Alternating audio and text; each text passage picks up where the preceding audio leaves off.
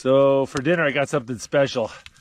Got king crab legs. Last winter, I went up to Nome with my son Nathan, and we caught king crab through the ice.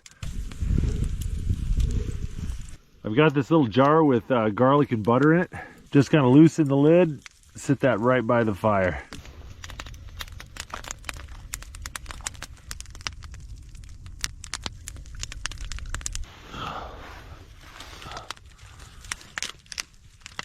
Look at the size of that crab leg.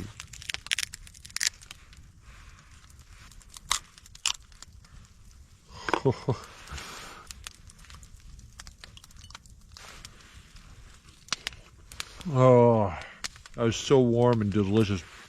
When you cook the crabs over the fire too, it makes their shells brittle. Makes it a lot easier to shell them.